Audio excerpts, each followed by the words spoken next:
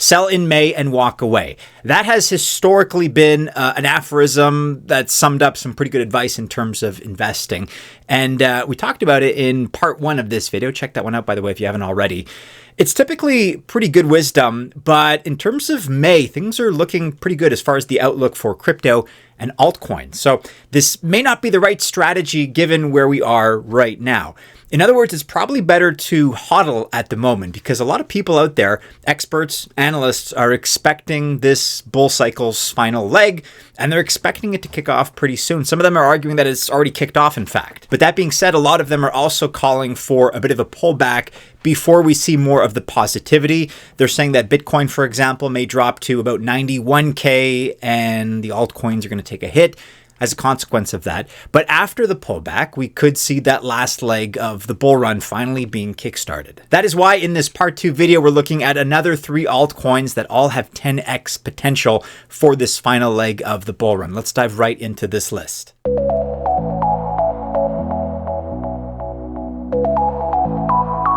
Welcome to the channel. My name is Maddie and this is Altcoin Buzz. All the best of luck if you choose to invest into part 1 altcoins, these part 2 altcoins that we're looking at today, or otherwise.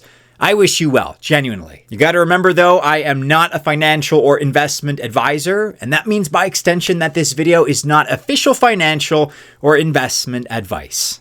Okay, and the first 10x altcoin that we're including on this list for today is Hedera, whose ticker is HBAR, HBAR. What especially sets Hedera apart from other projects, as you may know by now because we've been talking about it as of late, is the fact that this project is not a blockchain. It is instead a hash graph, which allows for technically faster and more efficient processing of transactions. This is ideal, of course, for money transfers. Banks and governments, of course, like this setup a lot because it offers them a lot of potential, especially when it comes to certain governments out there and their plans, their ambitions for CBDCs, central bank digital currencies. You may not be a fan of those ambitions, but the fact is that this is a very strong use case that exists right now. And this is a field that Hedera is already very active in. And look, whether you like CBDCs or not, if you don't, that's okay. I certainly don't, but that's a separate issue, okay? It does look like this is going to be part of the crypto sector sooner or later, perhaps indirectly. We don't exactly know, but it looks like, at least in some form, this technology is coming. It's going to become more prominent, more common. We don't have to love it, but we also don't have to be ignorant to the fact that it's probably on the way. However, this is not the only thing that Hedera does.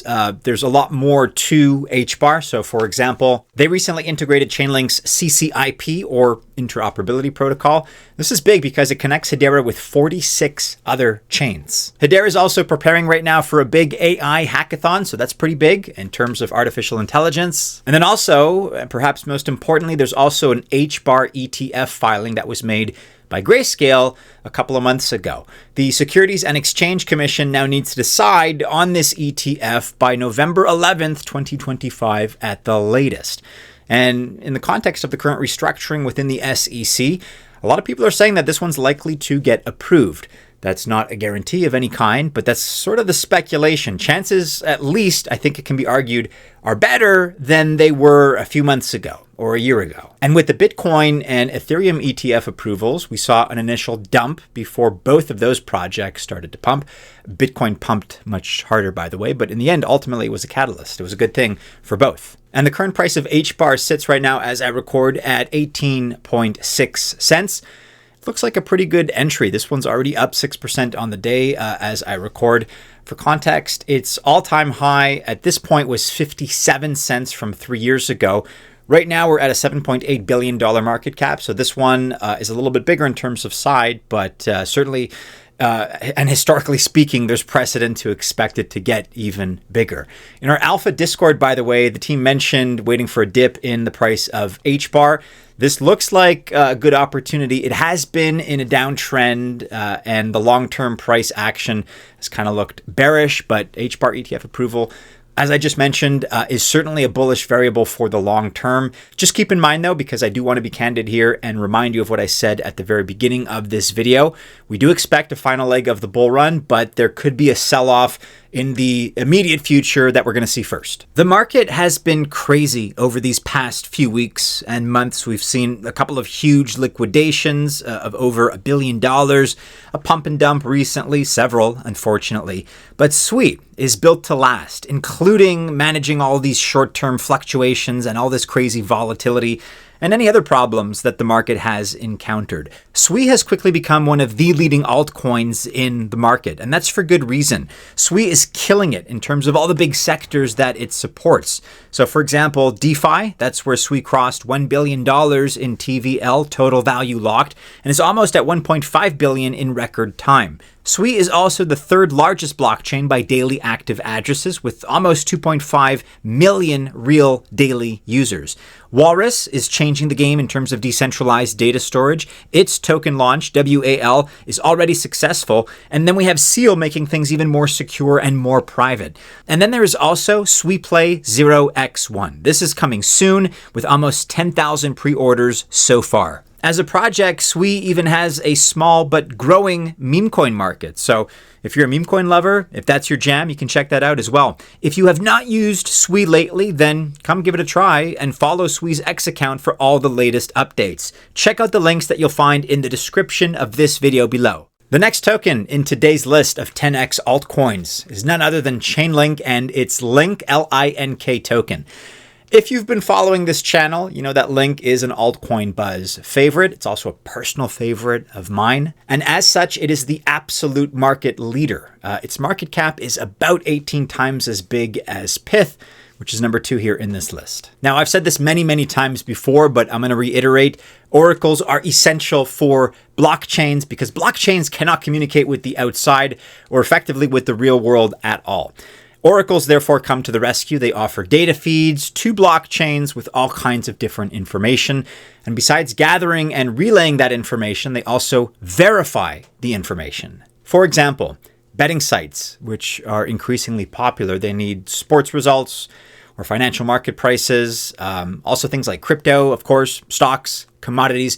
Oracles can offer election result information, all these kinds of things, really any data you can think of. By now, Chainlink has established a very impressive and just a massive ecosystem that is displayed here in this photo. This is updated, by the way, April 2025, so pretty recent. We've also seen a lot of very impressive updates as of late. PayPal just added Link in the United States to its PayPal and Venmo users. And this is a big deal, of course, because it allows US users to access Link as the universal gas token. Then we also have the Ronin network, which is, among others, home of Axie Infinity. That's one of the most successful blockchain games, like, ever. They also had the Ronin bridge. However, the bridge is no longer since actually the 25th of April, and Ronin switched to CCIP. That's the second time I mention it, and the CCIP is, of course, Chainlink's cross-chain interoperability protocol. Ronin migrated $450 million worth of assets to CCIP. The current price of Link is up over 8% on the day. It's sitting just below $15 right now as I record. In December, a few months ago, it closed in on $30, and that was just recently, let alone its all-time high of over $50. So to get back to that $30 range, we're looking at about a 2x from where we are now. However, to be a little bit more optimistic, in a full-on bull run where Chainlink and the Link token finally get the validation that they deserve, because to be honest, it's not the sexiest project in the world, right? This is an infrastructure play. It's certainly not a meme coin. It doesn't have the sensationalism, that swagger that certain other projects have. But when this one finally gets its light of day, a lot of people are saying that Link should be able to do that 10x. I'm optimistic long-term that that's going to happen. Let me know your thoughts about that in the comments below. But yeah, I like this one. Last but not least, here at number 3, we're looking at Walrus Protocol and the WAL token. This is our last pick today in terms of an altcoin that can do a realistic 10x. It is a decentralized storage solution that has the potential to revolutionize this particular sector of crypto. Miston Labs is the team behind Walrus. That, of course, is the same team that brought you the SWI network, Deepbook, Slush Wallet, SWIplay, and SNS. The latter, by the way, is the SWI name service, SNS. Walrus's mainnet didn't even launch until late March of this year. However, already it's boasting a very impressive ecosystem. And that is because it covers sectors like infra, AI, DeFi, gaming, NFTs, DePIN, and other categories as too. It seemingly does it all. Since early this month, already 12.21% of its storage capacity is in use, and that's equivalent to 500 terabytes in only a month and a half. Certainly part of the success can be attributed to the fact that Walrus offers better and cheaper options when compared to the existing providers out there. And then another part is that Walrus keeps making new partnerships. In other words, more and more projects opt to store their data on Walrus. Here are some recent examples. Traderport, which is the successful NFT marketplace and launchpad. In contrast to typical IPFS storage options, Walrus simply offers more. For instance, it supports real-time dynamic metadata. This offers faster mints, or you can easily update NFTs. Walrus also supports multi-chain support. Pudgy Penguins now stores all their stickers and GIFs on Tusky, and as it happens, Walrus is the one that powers Tusky. The Line Friends characters are now also on Walrus, and with Room, that's ROOM, Walrus powers a multi-chain Web3 game. So we've got lots of positive new partnerships here coming in, and the team is also very active. Among all the projects that we looked at today, the WAL token is up the most in 24 hours, up 10.5% as I record to now 60.7 cents. And we're really coming in pretty close here to all-time high territory. We're kind of flirting with that, especially with this recent surge in these last 24 hours. Don't forget that the WAL token launched onto the scene with a very impressive airdrop. This shows a lot of strength as WAL holders are tending to hold their tokens. That's not typical with this kind of pattern as we'd normally see. So that is part 2 of our altcoins that have the potential to 10x, the most likely to 10x during this next leg of the bull cycle, this next and final leg. Let me know in the comments if you hold any of these. Also, be sure to join our discussions that are increasingly active, increasingly lively. Those are happening on X and Discord. Check out those links. I will include them in the description of this video below.